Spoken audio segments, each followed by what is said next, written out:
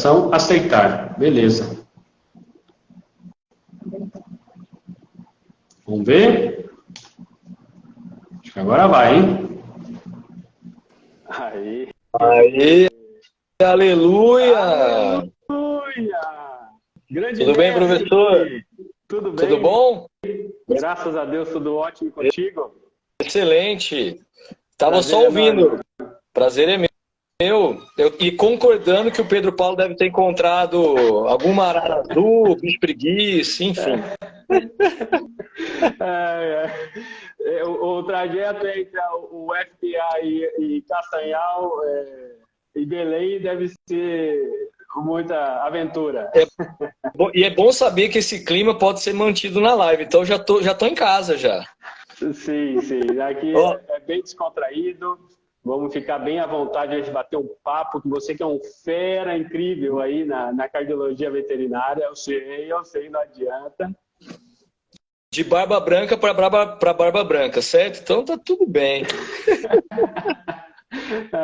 Teus amigos falam que tá nevando aqui. Será que neve aí também? Aqui é protetor solar, é difícil tirar da barba, sabe? Então ele vai acumulando. Bom demais. Tranquilo. Como é que... tem uma galera conhecida aí, viu? Eu tenho... A senhoria aqui tem uma certa dificuldade em acompanhar, falar e ver quem está entrando, mas vamos lá. A professora Cristiane, Projeto X entrou aí que eu vi, a Vivian entrou. Aí, ó. O Pedro Paulo também está conosco aqui. Vamos lá, vamos ver ele entrando. A primeira dama entrou aí, a Ed estava aí, já falando. Ela está aqui desde o primeiro minuto, a primeira que entrou, a primeira dama ainda. Olha ele aí, ó. Hoje eu acabei ficando no trânsito ainda, rapaz. Como eu tô indo de Castanhal para Belém, não, mas já consegui entrar na live aqui pelo caminho. É por um bom motivo, né, Pedro? É um excelente motivo. Hoje é aniversário da minha mãe, e aí de Castanhal para Belém, acabei de sair de uma cirurgia. Hoje não era nem cavalo, nem bovino, nem jabuti, era um prolongamento de palato de um bulldog. Aleluia, um caso diferente, professor. É o pior que os diferentes que são rotina. É o que a gente mais pega aqui. Era um prolongamento, na verdade, era um paciente bulldog francês, que a gente faz a cirurgia já refazendo o paciente inteiro. Quem estava junto comigo até a professora Roberta Crivellaro e anestesiando o professor Roberto Tizen. Não acredito. Ela anestesiando o professor. Não. O mundo dá volta, o Beto anestesiando e ela estava fazendo um entrópio junto comigo desse mesmo paciente. Eu fiz o palato, ela fez o entrópio. Entendi. Que maravilha. Eu fico muito feliz mais uma vez.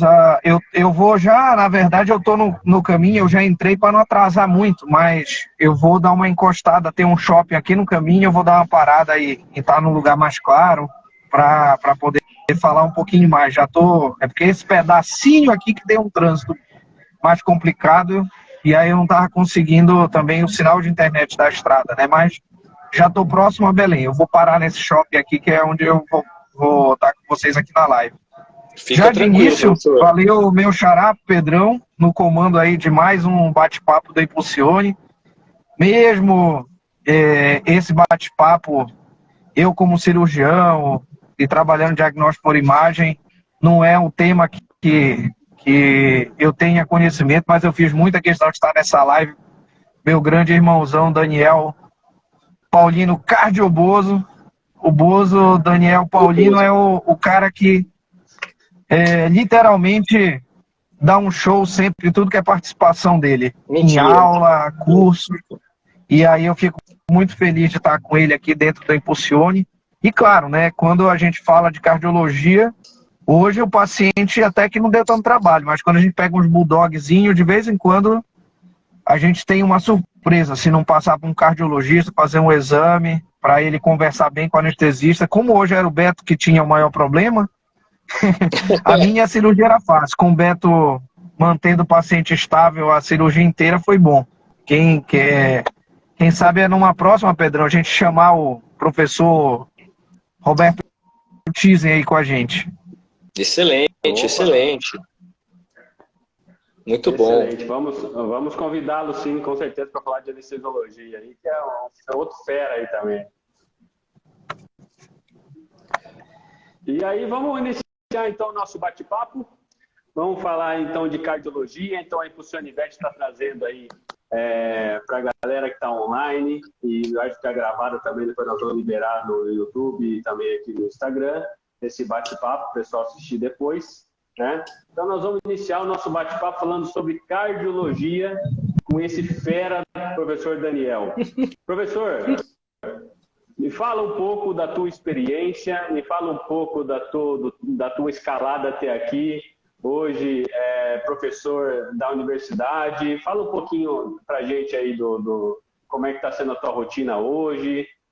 Joia. Antes de mais nada, eu queria agradecer aos professores Pedros, né? Muito obrigado pelo convite. Quando o professor Pedro Paulo convida, na verdade, é uma intimação, né? A gente sempre acata aí o convite, porque a gente sabe da seriedade do trabalho de vocês. Eu já havia conversado em outras épocas sobre a Impulsione com o Pedro, sei desse trabalho que vocês vêm fazendo, muito legal, né? Então, parabéns por essa iniciativa, por todo o projeto que eu sei que já vem acontecendo e muita coisa vai acontecer, né? Então, com certeza, para mim é uma honra estar aqui, revendo amigos, fazendo novos amigos. E como vocês disseram, é um bate-papo, tá, gente? É muito amplo, né? Falar sobre cardio, e para que mais para frente a gente possa se encontrar novamente, montar algumas coisas, enfim. E respondendo a sua pergunta, professor Pedro, né, não vamos falar em datas exatas, mas formei em Marília, né? Pertinho de mim, eu sou Oswaldo Cruz, hein? Olá, ó. Formei em Marília, universidade particular, fiz residência em clínica médica de pequenos animais em Marília também, na Unimar. E aí, durante a residência, o estágio em Jaboticabal, né, que é uma referência na nossa região aí da Unesp em Jaboticabal. E aí, do estágio, o mestrado e o doutorado na Unesp em Jaboticabal, em clínica médica, já com o professor Camacho na cardiologia.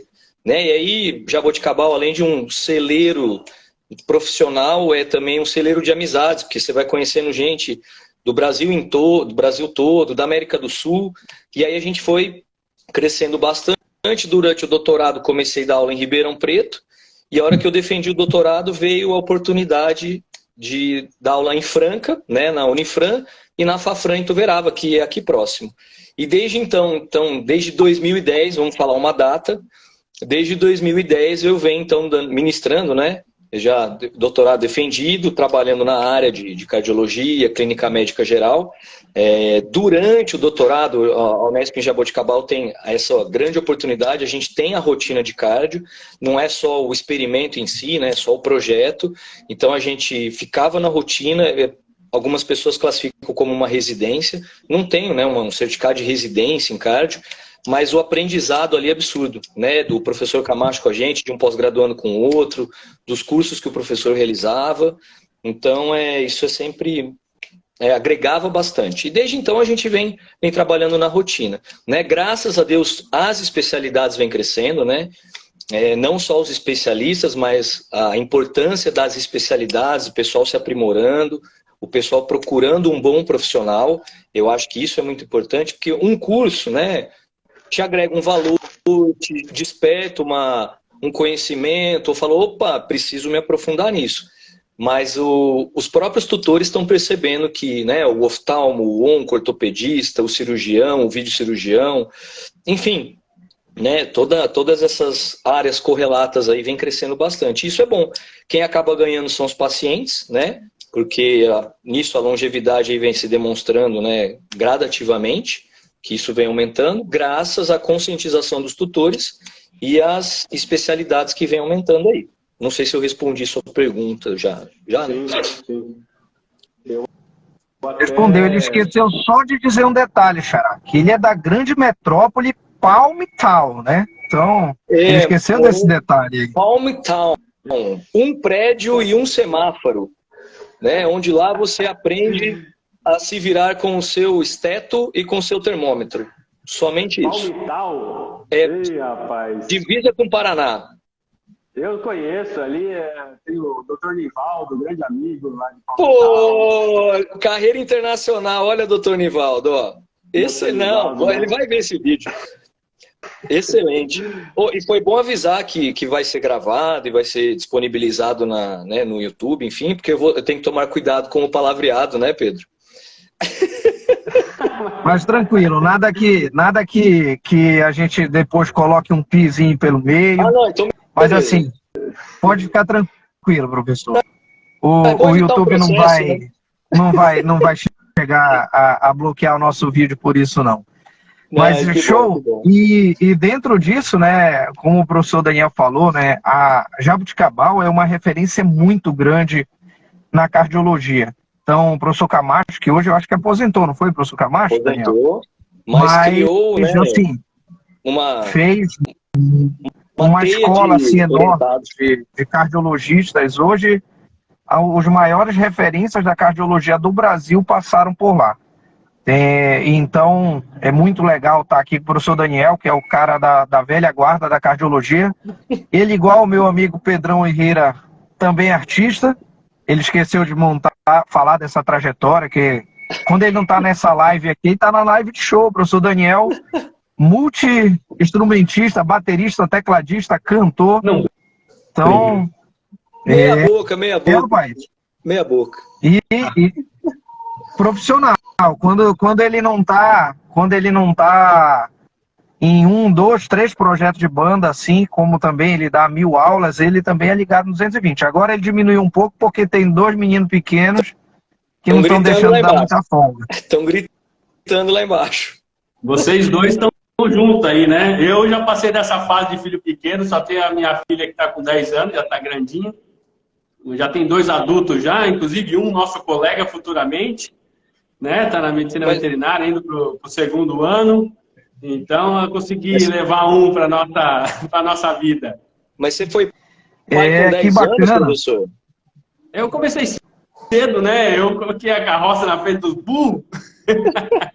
Comecei aos 19 anos, fiz o primeiro filho. Hoje são... É bom que a gente, quando faz jovem, né? Assim, tão jovem, a gente... Nossa Senhora, a gente brinca junto, joga videogame junto. É tudo que legal, que legal. Que legal. E aproveitando aqui só para dar um alô da turma da live, Daniel, quem está aí com a gente é a Cris Roncho. Eu já vi ela aqui dando um alô. Um grande abraço para a Cris, amiga nossa lá da Unifran, da Oftalmo.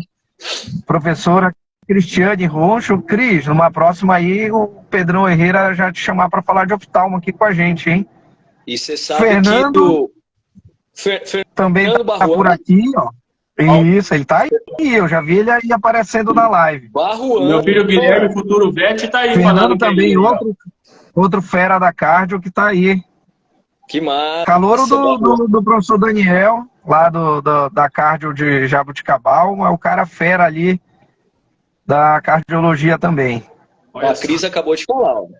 Rapaz, eu tô ficando com vergonha aqui, viu, Xará? Tanta gente boa aí assistindo a gente aí, eu tô ficando já encabulado, hein? Não. Cara, que legal. Esse papo do Impulsione tá ficando cada vez melhor. Ô Pedro Paulo, né? O mestre das lives é o professor Daniel Roncho. Agora é o senhor das lives. É verdade. Eu já participei de uma live dele, agora ele tá fera aí na gestão de hospitais. Outro cara que a gente tem que chamar aí, Pedrão.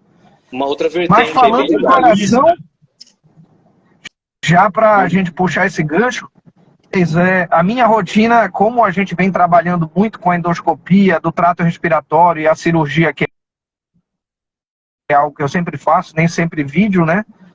Hoje era um prolongamento de palato do Bulldog. O Bulldog francês, ele vem com o kit completo. O que tu tem encontrado aí das afecções cardiológicas? Será que esse prolongamento de palato com o tempo traz problemas cardiovasculares, respiratórios? Já vem. Esse aí já tinha uma flacidez de laringe, porque demorou um pouquinho para operar, já tinha uns 5 anos.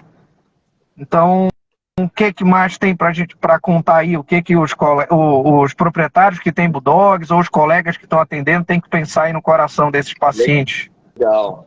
É legal esse link, Pedro Paulo, pelo seguinte, os braquicefálicos, né, ou problemas respiratórios, se a gente pode já classificá-los dessa maneira, mimetizam muita coisa no coração, né? Não necessariamente esse paciente ele vai ser cardiopata, mas ele também pode ser cardiopata. Mas uma coisa que a gente encontra muito na rotina, muito, né? Acho que o Avi tá aí, o Fernando Barruan, o aumento de lado direito do coração. Então, muitas vezes o clínico geral ou o tutor fez uma radiografia para procurar alguma outra coisa ou para evidenciar alguma outra coisa e vem lá no laudo uma cardiomegalia, um aumento do lado direito do coração e um desespero muitas vezes bate, né? Ou fala, nossa, e agora? Ele é cardiopata ou não? Não necessariamente. O que a gente consegue afirmar e ver com a rotina é que o problema respiratório crônico, seja por braquicefálico, por colapso de traqueia, que está, né, uma casuística grande, a obesidade que vem aumentando muito, e a obesidade causa insuficiência respiratória, isso reflete no lado direito do coração, que é o lado que manda, né, o sangue para o pulmão. Então, toda essa repercussão hemodinâmica acaba refletindo no lado direito. Então, sim, esse paciente pode ser cardiopata? Pode. Até brinco com os meninos em aula. Encontrar um aumento do coração, uma cardiomegalia, não necessariamente quer dizer que ele é cardiopata. Então, vamos investigar. Agora, ainda você pega um braquicefálico, ainda obeso, e já mais velho, o funil vai apertando, né? O leque vai diminuindo. Fala, opa, vamos investigar, porque a probabilidade é grande. E aí o nosso carro-chefe, né, o pessoal da cardio aí que está presente pode até confirmar, é a nossa degeneração mixomatosa valvar, né, a famosa endocardiose. Isso, com certeza, é o carro-chefe da rotina de quem trabalha com cardio em pequenos, que é um problema valvar.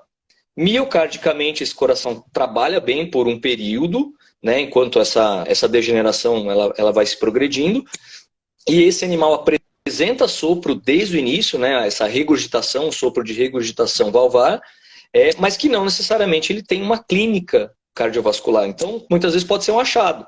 Foi fazer um exame pré-operatório, por exemplo, o professor Roberto Tizen pediu um exame pré-operatório de um paciente. Falou, opa, ele tem sopro. Falou, nossa, mas eu não sabia. Aí o medo dos tutores, mas foi agora na vacina? Foi porque ele ficou no quintal? Ou eu viajei e ele passou frio? Não. Esse animal, com a longevidade, que eu acho que eu comentei no início, né, a idade dos nossos pacientes vem aumentando cada vez mais, os problemas degenerativos também. E o problema valvar, nessa degeneração mixomatosa, é o nosso carro-chefe aí, tá? Eu não estou conseguindo ler se alguém está perguntando alguma coisa, tá? Não sei, mas aí vocês forem me passando, podem... Pode deixar, se alguém perguntar, a gente vai falando aqui. A turma está mais assistindo do que perguntando, mas... Eu tô vendo que tem aluno meu bastante gente entrando aqui na live. Se alguém pedir nota, pode me avisar também, que eu marco, tá?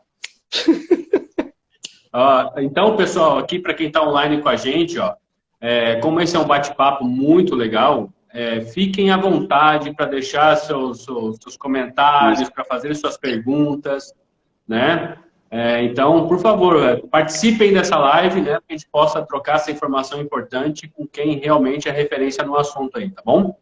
Então, fiquem à vontade para perguntar. Exatamente, Pedro, porque é dinâmico, né? Assim, senão a gente vai só falar um tema, enfim, né? Não sei enquanto ninguém, deixa eu ver, enquanto ninguém pergunta, hoje um aluno, né, um estagiário estava me acompanhando, um assunto ainda dentro da degeneração mixomatosa, né, que uma hora esse paciente vai entrar num quadro congestivo, provavelmente, né? E aí o famoso uso da furosemida, que causa aquele rebuliço. Nossa, a furosemida pode causar uma lesão renal ou não? Acho que tem alguém perguntando alguma coisa, eu perdi o início. Enfim, até eu lembro os professores, a professora Denise Schwartz sempre comentava assim, sempre comenta, né? Mais que a furosemida ser lesiva aos rins, é o baixo débito cardíaco. Então, a gente tem muito medo, né, de usar furosemida. Eu comentava com o professor Leandro, na época que ele estava aqui em Franca. Falou, olha, enquanto a gente estiver usando a furosemida numa dose adequada, por um intervalo adequado, por um período adequado, tranquilo.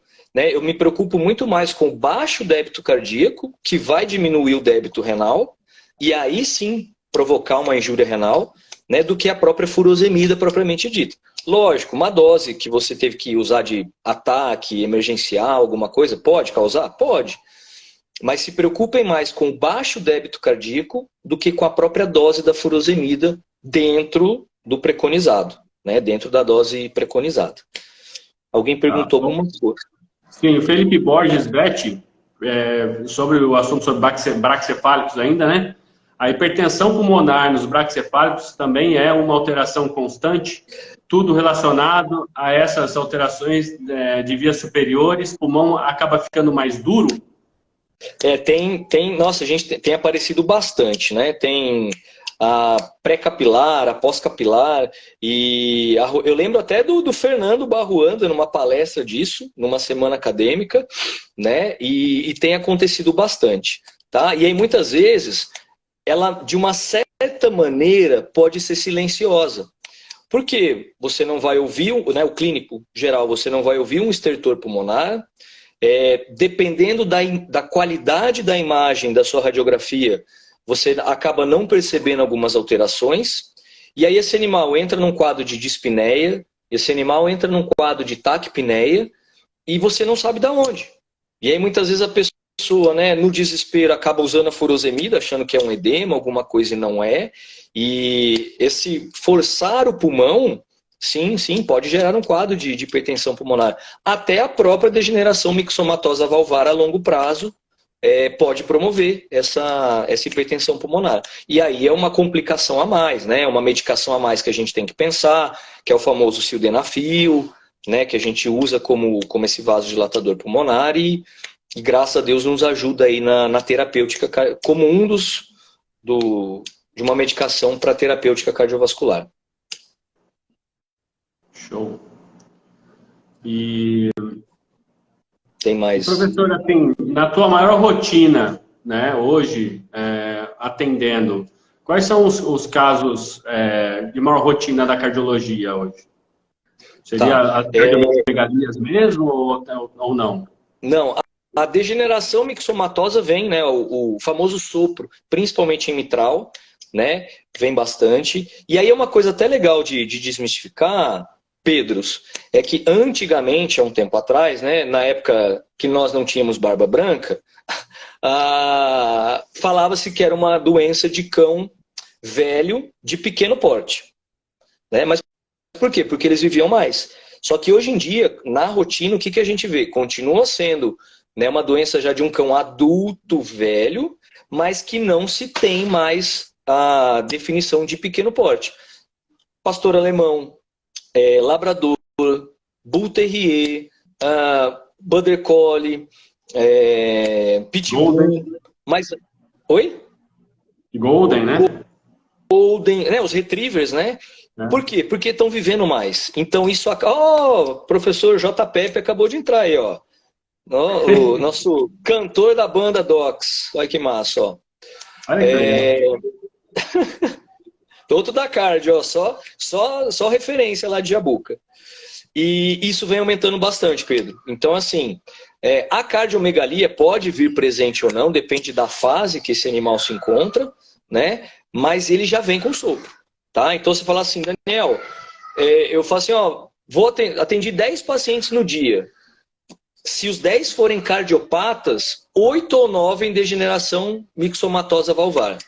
Né? Aí um problema miocárdico, um ou outro, né? Um felino, um cão de um porte maior, ou uma doença infecciosa que talvez possa provocar uma miocardite, mas isso é bem mais difícil. Você fala assim, Daniel, se eu tiver que estudar uma doença cardíaca para uma prova de residência, para uma rotina, eu falo, Daniel, eu trabalho com grandes, mas na fazenda onde eu vou tem cachorro. Na minha família, sempre o pessoal me pergunta, se eu tiver que estudar uma cardiopatia, qual o estudo? Né? Dentro de pequenos animais, degeneração mixomatosa valvar. Tá? Legal, então essa é a maior rotina. É o carro-chefe. O carro-chefe. E tu comentou a respeito de endocardiose, nessas coisas, e como é que está essa relação voltada à saúde oral? Existe essa mesma correlação que nem na humana, né, que se tinha antigamente, né, nos esportes de rendimento, né? E hoje com o animal, existe ainda essa correlação? Excelente pergunta, Pedro. Assim, eu lembro até o professor Camacho comentando, na época, né, que a gente estava lá, O humano tem muito mais, tá? Sem dúvida, isso, né? O dentista preconiza, o médico preconiza. Na veterinária, a gente não vê tanto. Porque senão, imagina o York, que tem, né, o problema periodontal, o pudim, o Fox, aí eu brinco, o pudim, né? O Space Fox, porque já vem os Fox gordinhos, eu chamo de Space Fox. Os Pincher, os Pinchão, os Pintinho, enfim, ó o Pi rolando lá no YouTube. Enfim, com muito afecção periodontal, mas não com endocardite.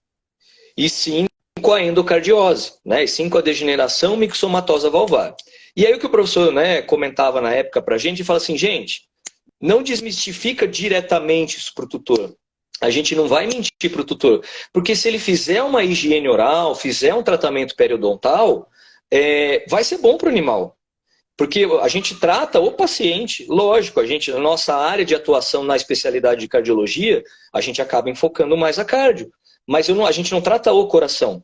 Ele tem que estar dentro de um paciente, ele tem que estar dentro de uma homeostase, né? Dentro de uma relação com os rins, com o fígado, com a boca, com o pulmão, enfim, com a parte endócrina. Então, orientar o tutor em fazer a limpeza, em cuidar, a gente mantinha isso. Fala, não. Tanto é que, coincidentemente ou não, meu plantão na época, na Unesp, né, na rotina lá da cardio, era de terça-feira. E de terça-feira tinha a rotina da odonto.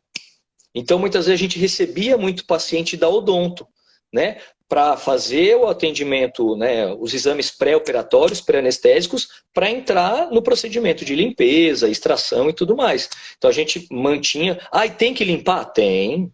Tem que fazer? Tem que manter uma boa, né, higiene oral, um asseio ali tranquilo.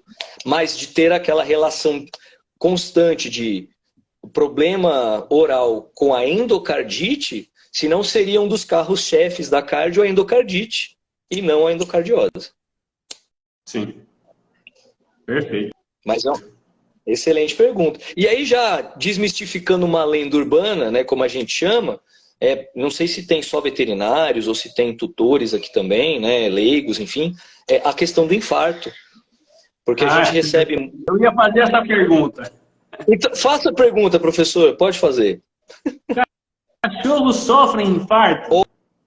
Olha, boa pergunta, professor Pedro. Nada ensaiado, ó. E pior que não foi mesmo. Não. A parada cardíaca, sim, né? O estresse desse miocárdio por arritmia, um ataque à arritmia, sim. Por um aumento de frequência, sim. Mas o infarto é muito raro, né? Aquela oclusão da coronária. Porque a palavra infarto em si, eu posso infartar o meu dedo, né? Eu posso ocluir. O infarto em si é ocluir aquele tecido, impedir que o sangue chegue nele. É que o nosso cérebro é acostumado a falar infarto, miocárdio. Se o William Bonner falar, não sei quem infartou, a gente lembra do miocárdio. Mas não. Então, na veterinária, os pacientes serem coronariopatas, de terem a oclusão da coronária, isso aí não. Tá? Porque muitas vezes acaba sendo... Alguns veterinários usam isso como desculpa, mas a grande maioria, talvez por não ter um conhecimento, acaba se confortando. Puta, o animal parou aqui comigo, fui conter ele, né, ele acabou parando. E para falar para o tutor, nossa, ele infartou? Provavelmente não. O que a gente pode talvez supor, olha, no estresse, naquele momento de contenção, até quem trabalha com silvestres, né, o professor Pedro aí nessa longa estrada da vida, né? Tá ali e se depara. E muitas vezes faz uma cirurgia, um belo trabalho, um belo procedimento. Na volta desse animal, talvez numa contenção, num cambiamento, alguma coisa, ele pode desenvolver a parada cardíaca, né? Por aumento de frequência, por taquiarritmia. Mas por infarto, pouco provável. Pouco provável. Acontece mais pelo fator estresse, né, do que pelo fator ali que nem obstrução da coronária, coisas desse tipo. Sim, sim. Porque, assim, se a gente for analisar a fisiologia, né, a gente trabalha com um limite máximo e mínimo de frequência cardíaca. Cada espécie, cada idade, né, cada raça com sua particularidade. Mas se a gente for analisar dentro desse intervalo, né, o débito cardíaco, né, a pressão arterial, melhor assim, é uma fórmula. Débito cardíaco vezes resistência vascular periférica. Então, sendo uma fórmula matemática, dentro desse intervalo, se eu aumentar a frequência, eu vou aumentar o débito. Beleza. Mas a hora que eu extrapolo, que eu ultrapasso esse limite fisiológico, se eu aumentar muito a frequência, eu vou, na verdade, diminuir o débito, porque eu vou diminuir meu tempo de diástole. E aí entram dois fatores. O coração, ele enche os ventrículos na diástole. Então, se eu aumento muito meu tempo diastólico, eu diminuo meu tempo de preenchimento ventricular. Então, eu bombeio menos sangue. E o outro detalhe também muito importante. O miocárdio, o coração, ele recebe sangue durante a diástole. Então, se ele está com o tempo diastólico, né, acelerado, e aí o tempo diastólico aumenta diminuído, é menos tempo esse miocárdio recebendo sangue. Que ele está precisando de mais sangue, porque ele está trabalhando mais, ele está consumindo mais energia, ele está consumindo mais oxigênio e está recebendo menos. A conta não bate.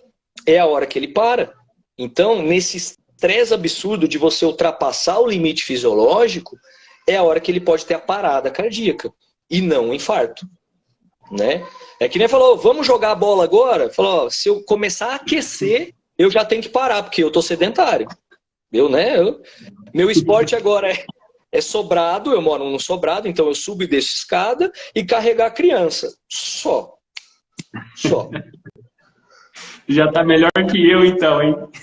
Nem os cachorros eu tô andando direito, tadinhos. Xará, tem alguma pergunta, meu querido? Rapaz, tem. O professor Daniel é só temporário esse sedentarismo dele aí. Porque sempre ele, além do crossfit, ele é o cara que fez Muay Thai, academia. Então ele sempre tá na atividade física. Capoeira. Eu tentei. Ó, o Beto aqui tá dizendo que todo mundo, vocês três aí fazem crossfit. O crossfit. Boa. Esse é um esporte pesado nosso. Gostei, Guilherme. Eu vou usar esse termo, gostei. Crossfit. O Pedro, a Ed, eles tentaram me levar para. Mas a ginga, eu me atrapalho na ginga. Eu só ganhava do professor Andrigo na ginga, né? Que o tempo da ginga do professor Andrigo era um pouco diferente. Mas. Bom demais. Mas de resto, a gente tenta. Eu jogava bola, como diriam os nossos amigos colombianos em Jaboticabal, Daniel é guerreiro, tem força de vontade. Porque eu jogava muito mal, velho. Muito mal. Só o Márcio Bandarra me escolhia primeiro pro time, o resto, ninguém. Aproveitando dois ganchos que o professor Daniel já deixou aí, a gente tem na nossa live o professor Ricardo Ramírez, direto da Colômbia, aí com a gente. Ricardo da Anestesia, um grande amigo, está aí com a gente nessa live, sendo aqui. Tem o nosso... Esse sim é o cara que mexe com selvagens, né? É o Renatinho, está aqui com a gente. Eu mesmo estando na selva, inclusive quem me botou esse apelido de Jungle Boy foi o professor Daniel Paulino. Ô, louco! Mas aqui a minha rotina de selvagens é a menor, na verdade. A minha rotina maior daqui é cães e gatos, geralmente, e grandes animais também. Mas aproveitando que ele ainda deu o gancho também do professor Andrigo da oncologia, né? O professor Andrigo eu acho que não está na live, porque o professor Andrigo não é... eu não vi ele aparecendo por aqui. Deve estar escrevendo algum artigo também. Mas, já que ele falou de onco, puxando o gancho até para minha rotina do xará aí da videocirurgia, a gente tem feito muita atividade de toracoscopia aqui, é uma das minhas principais rotinas, que a gente faz muita biópsia de neoplasias de cavidade torácica, né? E, claro, não é a principal rotina. A maioria das neoplasias que chegam para a gente é mais pulmonares, a gente faz a biópsia e verifica se, sempre com parceria dos oncologistas, o que dá para a gente fazer. Mas a gente já pegou alguns casos de neoplasia em pericárdio. Aí eu não sei se o professor consegue falar aí para a gente um pouquinho da rotina dele, do que chega, geralmente, o que essas neoplasias vão trazer assim de uma forma geral aí na cardiológica, né, para o paciente, e o que dá para a gente pensar em fazer. Legal, Pedro. E vem aumentando, né? Vem aumentando bastante. né, é uma área, né, tanto na medicina quanto na medicina veterinária. Infelizmente, a onco é necessário, né, que a especialidade cresça, porque, infelizmente, os casos vêm aumentando bastante. E não é diferente dentro da nossa rotina aqui, né? Já seria como se fosse um segundo, até dando gancho na primeira pergunta do professor Pedro Herrera. Depois da degeneração mixomatosa, as efusões pericárdicas vêm acontecendo bastante, né? Eu lembro na época que eu estava no mestrado, no doutorado, quando a gente estudava para dar uma palestra, uma aula lá, se a gente fosse pensar na etiologia da efusão pericárdica, naquele acúmulo de líquido entre o saco pericárdico, né, e o miocárdio propriamente dito, a gente pensava na idiopática, né, depois na onco e as cardiopatias propriamente ditas. E hoje em dia, o carro-chefe a gente vê onco, idiopática e depois muitas vezes a própria cardiopatia. Talvez no gato um pouquinho diferente, mas a onco vem nadando de braçada. E não necessariamente, até é importante falar, não necessariamente uma cardiopatia, uma neoplasia no pericárdio ou no miocárdio, ou até mesmo dentro do tórax. A gente pega alguns casos de linfoma, né, que no tórax não tem nada, mas essa drenagem dessa pleura, desse pericárdio, desculpa, ou essa repercussão acaba acontecendo. Então, esse acúmulo de efusão pericárdica aí, é importante a gente pensar, sem dúvida nenhuma, primeiramente nas neoplasias. E aí tá, quando que a gente pode pensar que esse paciente tem uma efusão pericárdica?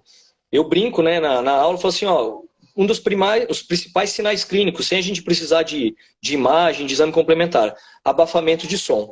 Né? Tudo que está entre o seu esteto e o coração pode abafar o som desse miocárdio. Então a gente pensa na obesidade, mas obesidade a gente consegue ver. E eu falo líquido, sólido, gasoso. Líquido, as efusões pleurais e pericárdicas. O sólido, a própria neoplasia em si está lá. E o gasoso, o pneumotórax. Mas o pneumotórax costuma vir com histórico, né, de um trauma, um atropelamento, enfim. Então a gente fica entre as duas efusões normalmente.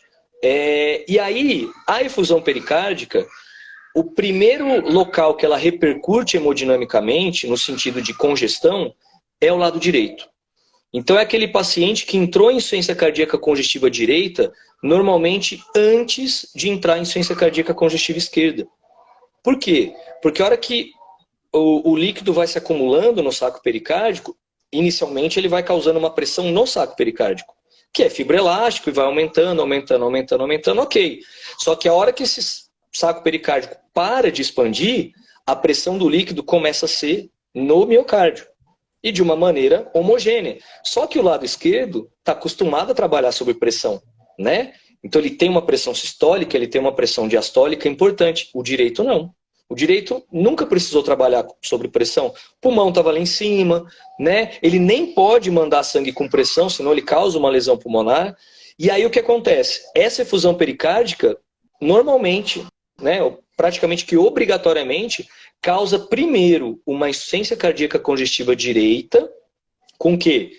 Hepatoesplenomegalia inicialmente, e esses órgãos de capacitância vão se aumentando, até uma hora que eles vão extravasar esse líquido para um abdômen, que vai aumentando essa efusão abdominal, abdominal, aumentando a pressão ali dentro e dificultando, né, com esse retorno venoso dos membros posteriores. Então, um edema de membros posteriores. Então, esse animal costuma entrar num quadro de insuficiência cardíaca congestiva direita, antes de esquerda. Vai causar uma dispneia, vai causar uma taquipneia por conta desse espaço que foi ocupado dentro do tórax. Mas é uma coisa se pensar, falou, opa, por que ele está com essa CIT, essa hepatoesplenomegalia? Aí você vai escutar um animal magro com abafamento de som, fala, opa, deixa eu investigar isso aqui, deixa eu ver o que tem aqui dentro. Com raio-x, com ecocardiograma, enfim. E aí que a gente começa a escafunchar aí. Legal. E, professor, em relação à casuística tua com PDA, né, persistência do duto arterioso, como é que está sendo isso daí? Vocês fazem cirurgia por vídeo ou ainda não? Como é que tá? Boa, boa, professor. Dando gancho aí para vocês, né? Eu tenho particularmente uma rotina baixa de cardiopatias congênitas. Até legal, assim, aproveitando que é um bate-papo, ó, e me fala a hora que precisar cortar aí, tempo, tá? Tranquilo. E tudo mais. Uma vez eu preparei uma palestra, até interessante esse caso, para a professora Marici, né? Na época ela é em Jaboticabal, hoje em dia ela está em Botucatu, e falar, ô Bozinho, você pode falar sobre cardiopatia congênita, né? Era um simpósio de reprodução. Falar, legal. E um dos meus primeiros slides é que a casuística, né, de cardiopatia congênita é baixa. No primeiro slide, fala, nossa, de 1 a 2% na época, né, da rotina cardiovascular. E a professora que falou antes de mim, o título da palestra dela era algo relacionado a achados de natimortos. E ela jogou um slide imenso falando que grande parte das necrópsias dos natimortos tinham cardiopatia congênita. Eu falei, legal, o que eu falo agora? O meu slide estava lá, já estava lá, e falei, não, beleza, vou vestir, né? Mas aí a gente conversando, realmente eram natimortos. Agora, os pacientes que se desenvolvem, né, que continuam com a vida, então aí a casuística é baixa, porque a natureza mesmo fala, não, ó, para aí que isso aí não vai longe. E não só a cardio, né? Normalmente tem um problema congênito, procura outro. Mas enfim, a minha rotina de cardiopatia congênita é baixa. Professor Diego Lessa, de Ribeirão Preto, né, já tem uma casuística bem legal, né? Tá aí uma outra pessoa, o pessoal da cardio conhece ele, bem bacana, um profissional excelente, com uma aparelhagem muito legal, tá? Porque alguns diagnósticos também dependem muitas vezes de alguns exames específicos, né, com microbolha, algumas medidas que alguns aparelhos muitas vezes não fazem, enfim, né, se tornado obsoleto, mas a minha casuística é baixa. Normalmente as que eu peguei, o carro-chefe dentro da minha rotina de congênita é o PDA, a persistência do ducto arterioso. Graças a Deus, sem reversão do shunt, quer dizer, ainda dava para operar. E as que o tutor optou em operar, concordou em operar, foi cirurgia, né, a tórax aberto. Então o grande trabalho foi para o anestesista. Né? Inclusive os animais ficaram tão bem que um morreu atropelado e um morreu de intussuscepção. Porque comeu um brinquedo, falei, não, ficou tão bem que morreu por um outro motivo. E displasia de mitral e estenose de aorta. Mas, assim, cirurgicamente, a videocirurgia, aqui, né, com a saída do professor Pedro, a gente acabou não levando isso para frente. Mas é uma coisa que está crescendo bastante. Talvez até para tranquilizar o tutor. Porque quando você fala que ele tem um filhote com um tórax desse tamanho, você vai abrir, você vai fazer uma cirurgia com o coração batendo. Por exemplo, o PDA, né, você não precisa de uma circulação extracorpórea, nada disso. Ele vai pensar muito, 4, 5, 6, 15 vezes. Agora, quando você fala, é uma videocirurgia, onde uma segurança maior, um tempo de anestesia menor, enfim. E aí todas as vantagens da videocirurgia, né? E aí talvez isso ganhe mais peso com os profissionais se habilitando nessa área e se especializando. Muito legal. E tem um detalhe, né? Eu não sou cirurgião, né? Você me vê com um bisturi na mão, ou é raspado de pele, ou eu vou matar alguém no hospital. E dermato eu não curto, então raspado de pele é pouco provável. Entendi. Ah, legal. Eu ia até te fazer uma pergunta com relação até voltado mais para a cirurgia, questão dos stents hoje, como é que está essa relação, tal, futura? Porque na veterinária a gente não escuta falar muito, acho que até por conta de custo, né? Porque a ferramenta nós temos para isso. Sim. E é até legal, Pedro, pelo seguinte, se você pensar na medicina, quando você fala o stent coronariano, né, tem uma indicação absurda. Né? Só que como nós não temos como chama?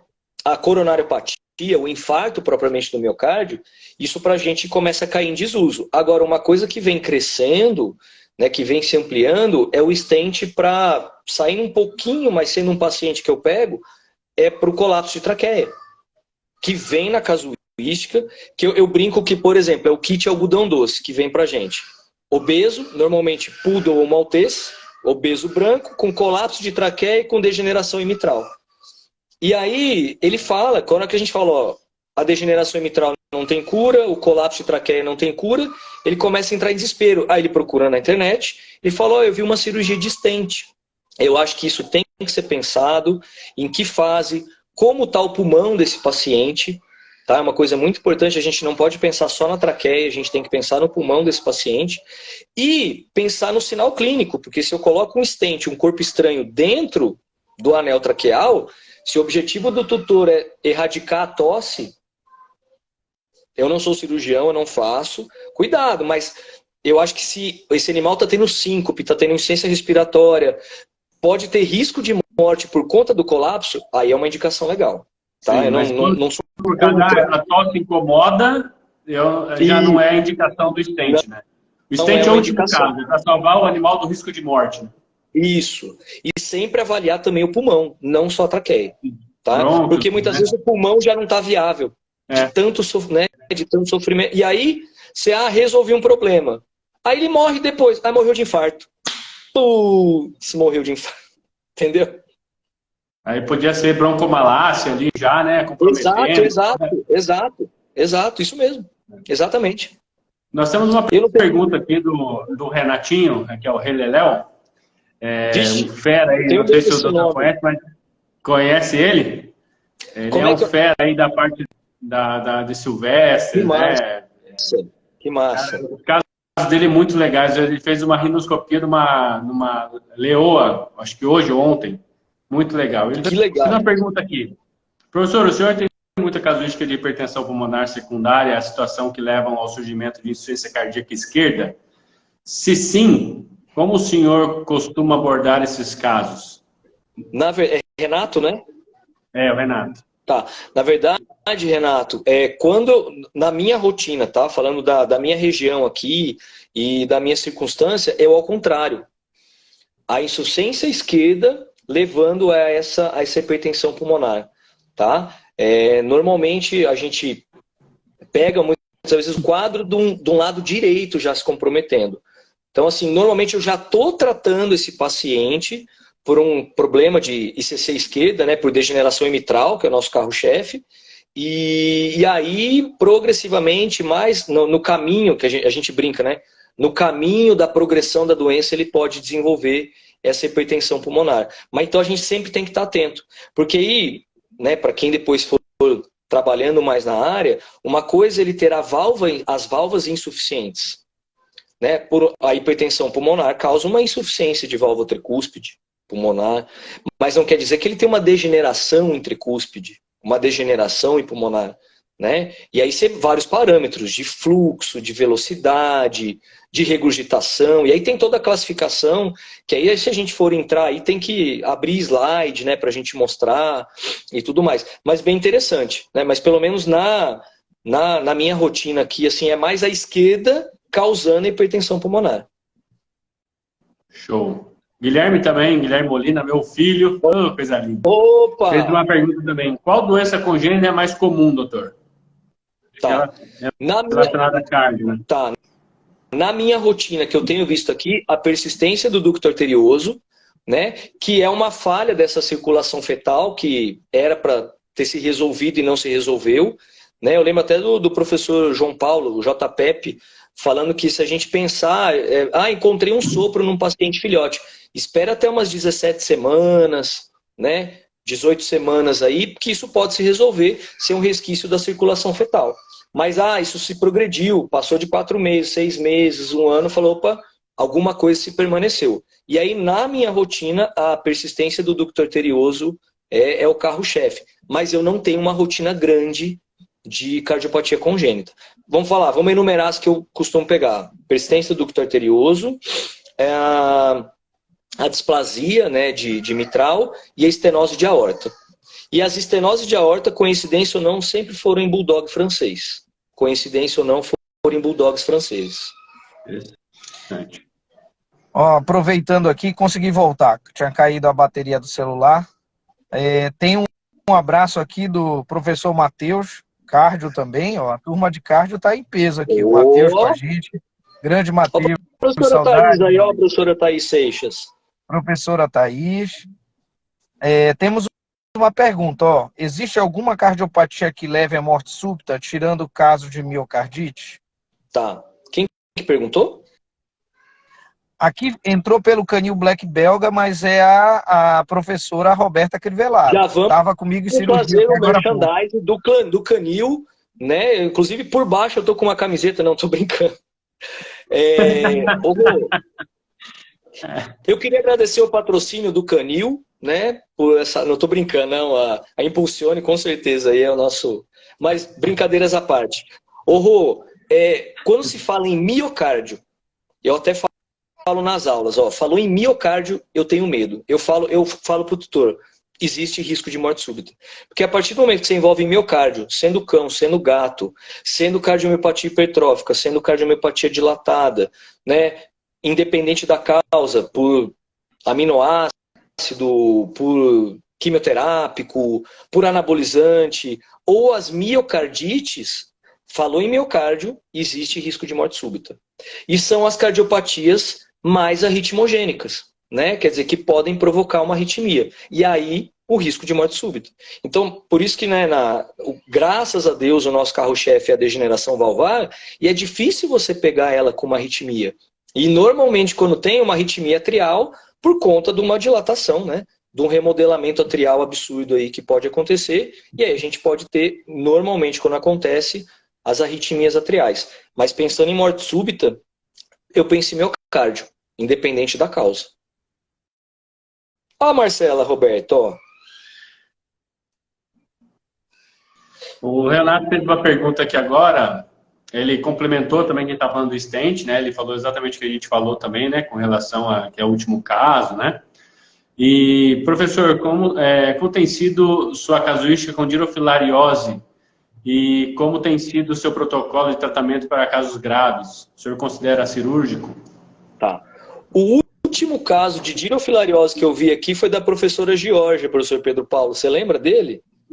A professora Georgia, com o labrador dela, foi fazer um exame de sangue e pegaram microfilárias circulantes. Tá?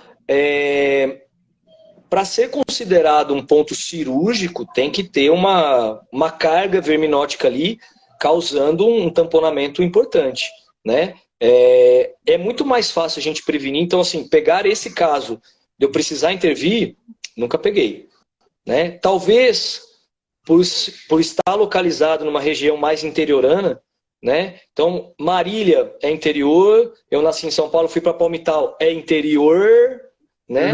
Nada. Aí vem para Jaboticabal, Ribeirão Preto, Franca. Então, o que a gente tem mais próximo aqui são as regiões dos cânions, né, dos grandes lagos, e graças a Deus a conscientização dos tutores de entrar com tratamento, né, preventivo, com as medicações, que hoje em dia tem inúmeras medicações de várias empresas, aí a gente não vai citar nomes por questões éticas, mas de eu pegar uma carga de dirofilária ao ponto de fazer cirurgia, nunca peguei, tá? Mas acontece. O pessoal, não sei de onde, né? O pessoal de próximo a lagos, mar, praia, serra, importante sempre manter um protocolo preventivo. Muito importante. Ó, só vir para o norte, que tem de balde, ó, vamos... Aí, ó, é a Tititi, né? Isso. Aí, ó. O caso, até que na verdade tem locais até que tem mais, assim, beira de praia tem mais comum do que aqui, mas a rotina, a gente já teve um cão que ia fazer eu não lembro se era uma ovarectomia, se era macho ou fêmea, sei que era o pitbull até de uma professora da patologia aqui, e aí quando foi, ele parou, e aí a gente não sabia por que ele não voltava. Aquele último caso, que hoje até quem faz ressuscitação cardiopulmonar já não incentiva tanto, mas ainda abre tórax, fiz massagem, e aí depois, quando foi patologia, tinha dirofilária, já realmente o coração não ia funcionar mais. Mas uma carga verminótica grande. Lado direito muito, todo comprometido. E na anestesia deu uma entupida, eu acho. Eles devem ter dormido junto com o Propofol, né? Nossa, aí não tem jeito. você vai massagear, mas não tem para onde esse sangue circular, né? Eles estão todo lado direito ali. Aqui a Roberta, né? Ela falou que em um ano pegou 15 casos. Caramba! Ó, gente, é um estudo aí, então a gente precisa, ou é o preventivo, aí não sei, se tem como a gente saber se não estão fazendo preventivo, ou o preventivo está falhando, ou se alguma coisa nova que está acontecendo, aí que entra a pesquisa, né? Aí que é legal. Uma vez eu peguei falta de diagnóstico, né, doutor? Sim, também. E aí tem alguém, acho que o Matheus está falando que Santa Catarina, né? Ó, tem bastante aí. Região tem água, gente. Onde tem água. Uma vez em Ribeirão, era um maltês. Eu falei, nossa, em Ribeirão. Só que ele ia todo final de semana para Escarpas do Lago. O pessoal que tem umas casas mais chiques aqui, eu falei, olha, eu não tô indo nem para lavar a louça na pia aqui fora, ele vai para Escarpas do Lago. Mas tudo bem. Você vê aqui, ó, o Richel Pereira. Já peguei 5 casos na cidade de Belém. Ah, mas aí tem, né? E Belém tem água que vem do céu também, né? Chove todo dia. Jesus. Às 5h15. Marcado.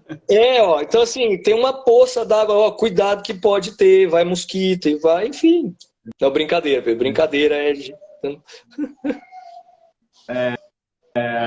O Pedro Paulo acabou a bateria do celular dele, vai ver se ele consegue voltar aqui. Aí tem outra pergunta aqui. Dani, vejo que atualmente você está atendendo animais bem idosos. Como é a resposta ao tratamento nesses casos e a frequência de acompanhamento? Carol Moraes. Carol, mas no sentido das cardiopatias em gerais? Acredito que sim. Tá. Carol, assim, é um acompanhamento que a gente já fazia numa rotina, né? Depende de qual fase ele está, né? Hoje em dia a classificação, só para situar uma galera que muitas vezes não é da área, a classificação da cardio, né, é o A, B, o C e o D, né, onde o A é qualquer um predisposto a ser o cardiopata, né, o B ele já é cardiopata, mas não tem sinal clínico, não tendo sinal clínico ele é B, o C ele já tem sinal clínico, mas está respondendo ao tratamento, e o D ele já tem uma refratariedade aí aos protocolos de tratamento. Normalmente esse paciente, muitas vezes que ele está indo do B para o C, né, ele já está tendo um remodelamento. A gente entrou, por exemplo, com o Pimobendan, né, que já é do protocolo internacional. Muitas vezes eu consigo espaçar um pouco mais. Trago ele para um retorno em 10, 15 dias. Está bem, está estável? Oriento o tutor, que vai progredir, que vai piorar, que não tem cura, mas que a gente não sabe quando isso vai acontecer. Mas o tutor tem ciência que mesmo medicado, né, por exemplo, só com esse Pimobendan, que um dia ele vai ter que voltar. O paciente C ou D, ele já tem um retorno mais próximo, muitas vezes todo mês, e aí depois que a gente estabiliza ele a cada 3 meses, né? Só que até dando gancho, foi a Carol que perguntou, né? Isso. Até dando um gancho, Carol, que eu acho muito legal, não se preocupar só com o cardiovascular ou com o cardiorrespiratório, com a função renal também. Tá? E eu lembro do professor Camacho, né, na época lá da pós, o animal vinha para o retorno, ele, lógico, estava dentro de uma universidade pública, fazia hemogramos bioquímicos, função renal, função hepática e a urinálise. Eu falava, Jesus amado, né? Eu entrando ali, falei, por que esse homem quer urinálise? Né? Porque o cardiopata ele pode sim desenvolver, né, ter a síndrome cardiorrenal. E aí a gente fica preocupado, será que ele vai entrar em edema pulmonar? Será que vai baixar o débito? E muitas vezes acaba esquecendo da função renal. E, gente, um dos mais baratos marcadores e um dos mais rápidos marcadores é a urinálise. Né, a gente quer procurar novos SDMA e o ureia, creatina, e muitas vezes isso aí nem aumentou ainda, esse animal já está tendo lesão renal, e coisa que uma simples urinálise já daria muita informação. E isso eu acho legal de enfatizar num retorno, porque o tutor muitas vezes, né, depende, ele fala, nossa, mas eu trouxe para o senhor na cardio, e se agora você quer fazer um exame de urina, você quer fazer um exame de sangue, você quer fazer um bioquímico, dependendo da clínica, quem é de clínica particular, o tutor pode achar lá, ó, quer tirar meu dinheiro. Explico por quê. Né? Falo, não, olha, ele pode estar desenvolvendo uma lesão renal. É um check-up. É a mesma coisa que você falar assim, olha, eu vou, né, os exames pré-anestésicos. Você faz a ureia create, show, faça, mas faça a urinálise também. Você não fala, ele não tem lesão renal. Será? Não sei. Né? É uma coisa bem interessante. Vixe, aí me diz uma coisa. Nossa Senhora.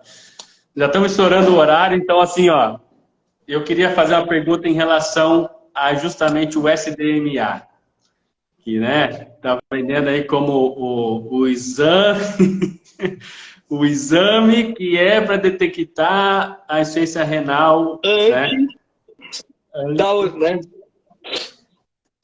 O que o doutor acha disso? Tá. Assim? Por cima, hein? Não precisa aprofundar muito, não. Só por cima. Tá. Vamos causar discórdia? Vamos. Tá. Valor. Confiabilidade. Veio para revolucionar. Muita coisa ainda tem que ser estudada. Eu acho que tem muita coisa no caminho de estudo. Acho muito positivo. Mas hoje em dia, urinálise. Urinálise. Urinálise e ultrassom, uma boa anamnese, um bom exame físico, urinálise e ultrassom. Tá? Mas por quê? Talvez o perfil do meu tutor não está pagando ainda por esse exame. Até porque na nossa região não é qualquer lugar que a gente encontra. Tá? A urinálise que o doutor diz não é a da fitinha, não, né? Não. É coletar a urina. Isso, obrigado, Pedro. Né? É a urinade, coletar a urina. Aí fala, mas é fêmea, eu não consigo passar o espéculo, ela tem a vagina pequena. Show, cistocentese. Hoje em dia, gente, quem nunca foi sondado, pergunte para alguém que já foi sondado, né, o incômodo de uma uretrite, né, alguma coisa aí. Então, até nos machos, hoje em dia, quando a gente pode, né, quando não é micção natural, a gente faz cistocentese. E super tranquilo, tá? Super legal. Daniel. Silva. Oi, man. Esse daí, ó. Olha o Silva aí, ó. Ele, Marcão, ele é fera demais também. Grande professor. É o tio Birabiron, não é? O tio Birabiron? Depois, ele vai mandar se é um tio Birabiron ou não. Vamos ver. Vamos ver. Aí o Renato fez uma pergunta aqui. Professor, voltando à hipertensão pulmonar, considerando que o tratamento tem indicação de utilização de sildenafila, sim, ou algum variante, quais os casos de cardiopatias que se é contraindicado de seu uso? O que eu tenho visto, né, as minhas... é o tio Birabiron. Eu não sei se foi Renato, né? É, o Renato. Tá. Renato, primeiro desmistifica para o tutor, tá? Que muitos vêm e falam, não, mas eu vou usar o sildenafil no meu cachorro, ele vai ficar o tarado da casa, ele vai ficar... Não vai ficar, não vai mudar o libido do macho ou da fêmea, nada disso, tá? Isso já é uma lenda urbana também. Mas eu peguei 2 casos. Uma hipertensão pulmonar, assim, bem severa, ao ponto de ser perceptível no modo M, né, quando a gente faz o corte, né, do modo M do ventrículo, onde a gente, deixa eu só posicionar aqui, onde a gente tem o ventrículo esquerdo e a meia-lua por cima do ventrículo direito. E o esquerdo, ele consegue ter uma diástole e empurrar o direito.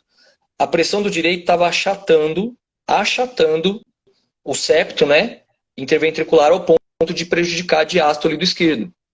Né? E eram os 2 casos de degeneração mixomatosa valvar, de lado esquerdo e lado direito, tá? E aí, se vocês forem o sildenafil, né, for ver a dose, por exemplo, ela tem uma dose ampla, tá? E até muitas vezes usado TID. Um dos pacientes eu cheguei na dose máxima e não consegui reverter o quadro, tá? Contraindicação, eu nunca peguei numa miocardiopatia um problema de hipertensão pulmonar. Eu não sei se os meus colegas, o João, né, a Vivian, o Fernando, o pessoal que entrou, a Marcela aí, olha, o professor Charles, enfim, eu nunca peguei numa miocardiopatia um caso de hipertensão pulmonar. Sempre na degeneração valvar. Então, falar, é contraindicado usar? Não. Só que nesses 2 especificamente, onde essa pressão estava absurda, tá? Eu não consegui reverter o quadro. Não consegui. Maravilha. Pessoal, lembrando, uma notícia boa para quem acompanhou a gente na live aí, tá? Nós teremos um sorteio que vai ser uma bolsa, uma vaga no curso de cardiologia com o nosso querido professor, Dr. Daniel. Então, quem esteve conosco aí, nós vamos depois puxar todos esses acessos que tiveram acompanhando a gente, e a gente vai fazer um sorteio, e a gente vai fazer essa publicação no Instagram, tá bom? Então fique ligado nos stories aí, tá? Então, para finalizar, meu grande mestre, o que a gente pode esperar do nosso curso de cardiologia, que vai ser online aí, né? O pessoal acessar o site lá e ver a programação e tudo mais. Então, fala um pouquinho aí, porque para a galera ter uma noção exatamente do que a gente vai poder disponibilizar e o grande conhecimento para essa galera aí, por favor. Ah, legal, Pedros. Eu acho que no curso, eu acho bem importante a gente dar uma nivelada, né? A gente sabe que tem pessoas de anos de formado, que estão formando, que vão formar, que já trabalham, não trabalham mais na área. Então, aquele nivelamento inicial que pode parecer, nossa, eu vou ver anatomofisiologia de novo. Não, a gente já procura voltar a anatomofisiologia para coisa mais prática, né? O coração é composto por 4 câmeras, as 4 válvulas. Não, a gente já vai jogando, já puxando para a clínica, já puxando para a rotina. Dá uma abordagem em insuficiência cardíaca congestiva, direita e esquerda, porque o cardiopata que tem cardiopatias progressivas, quer dizer, as que progridem, vão culminar em insuficiência cardíaca congestiva. Então é o que eu falo em aula aqui. Se você souber a dinâmica da insuficiência cardíaca congestiva, o básico do tratamento das cardiopatias você sabe. Fechou. Você vai se virar. E aí depois a gente acaba afunilando, né, para as principais cardiopatias, principais métodos diagnósticos, algumas particularidades, né, algumas particularidades do gato, algumas particularidades do cão, algumas particularidades dentro das cardiopatias. Sempre, né, a gente vai atualizar os protocolos, então ver a última referência que foi lançada, o último artigo, o último trabalho, né? E, gente, eu particularmente, o professor Pedro Paulo, o pessoal que já me conhece, eu gosto da coisa dinâmica. Isso aí, gera pergunta, porque o curso é para vocês, né? Se alguém já quiser falar, eu sugiro falar de tal coisa, Silvestre, Grandes, fala, pô, Daniel, cita alguma coisa de cavalo, eu vi que você tem uns artigos lá que você falou com fisiologia do exercício, do trabalho, que você viu, o que você não viu. Gente, é para vocês, então isso pode ser modulado de acordo, né, com a expectativa de vocês mesmos. Mas, no geral, é esse nivelamento, né, para depois a gente entrar no afunilamento aí da tratamento, diagnóstico das principais cardiopatias. Excelente. Então aí o uma pessoal das coisas que eu posso garantir que vai ter nesse curso é o show garantido, porque eu já cheguei uma vez, quando a gente já trabalhava junto na Unifran, o professor Daniel estava em cima da mesa dando aula. Mas era ao vivo, né? Então, era ao vivo. Mostrando o pulso femoral. Esse é um dos caras feras, tanto na cardiologia quanto na didática. É um professor realmente que o cara tem aquele dom para isso. Eu tenho certeza que quem estiver nesse curso vai, mesmo sendo online, em breve a gente tenta programar para fazer um curso desse ao vivo. E olha aí. Vem cá, já que finalizou, vem cá mostrar. Olha aqui, ó. Cadê a turma toda? A mamãe Tayla. Chama o pequenininho, ó. Traz o pequeno. Olha o pequeno. É filho do enfermeiro lá do hospital, ó. Ele é grande, ó.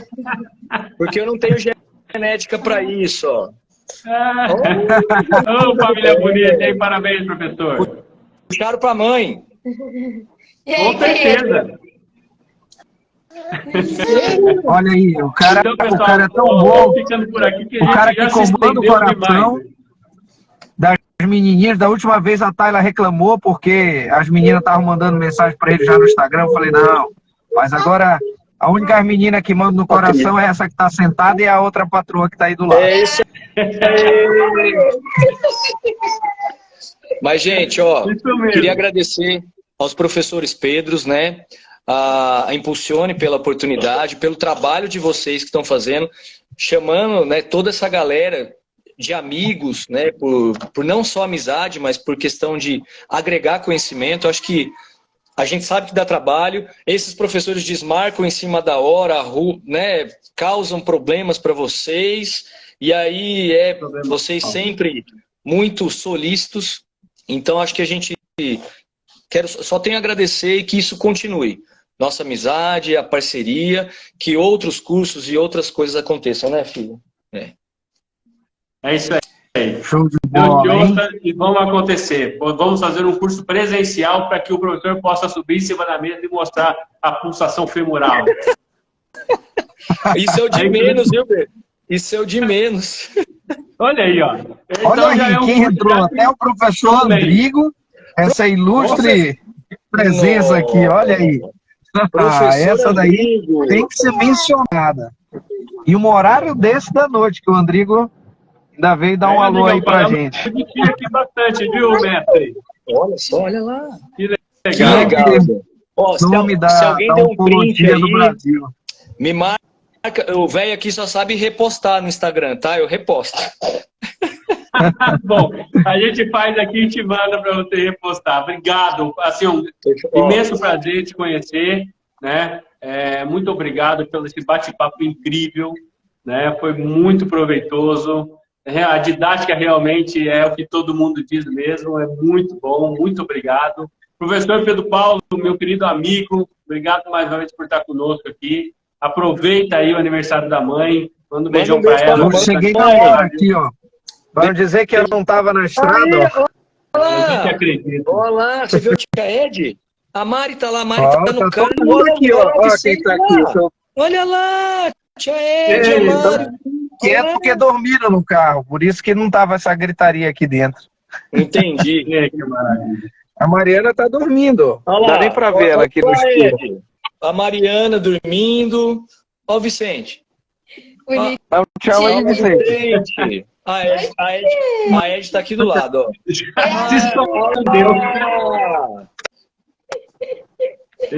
Gente, um abração. Aí, pessoal. Fico muito feliz de estar nessa live. Cara, esse papo do Impulsione é demais, cara. Eu acho que eu vou ter que entrar em todas essas lives mesmo, porque vale muito a pena. Xará, tu é fundamental, meu amigo. Eu não abro mão da tua presença. Parabéns, viu, meninos? Um Parabéns. grande abraço, obrigado gente. a todo mundo, a todos os amigos. Eu acabei não vendo todas as mensagens, mas obrigado pela participação de todos aí, gente. Obrigado. Forte abraço a todos. Vamos ficando por aqui. Acompanha a gente nos stories aí para saber quem ganhou a bolsa de uma inscrição. Tá bom? Forte abraço. Obrigado de coração. Até breve. Segue lá no Impulsione. Até breve, pessoal. Só uma coisa. Espera um pouquinho. Professor, onde as pessoas podem te seguir no Instagram? Qual é o teu contato aí? Eu tenho um contato só, até porque eu criei o Instagram faz pouco tempo, mas é DPaulinoJR, tá? DPaulinoJR, ok. Se eu demorar um pouquinho para responder, porque aí eu vou entrar lá, vou ver, falou, nossa, me perguntaram, mas pode insistir, eu não me sinto pressionado, eu falo que eu me sinto lembrado de responder as pessoas, então pode perguntar, depois passo e-mail, o professor Pedro tem meu contato do WhatsApp, a gente vai conversando aí, será um prazerzão, tá? Prazer é todo meu, muito obrigado aí pelo apoio. Eu que agradeço. Forte abraço. Tchau, tchau, gente. Pessoal, então segue a gente no Instagram, tá? @ImpulsioneVet, tá? No YouTube também. Acessa lá que nós vamos colocar os vídeos lá. Um forte abraço a todo mundo. Vamos ficando por aqui. Professor, fica com Deus. Boa noite e bom descanso. Obrigado mais uma vez. Um abraço. Valeu. Tchau, tchau.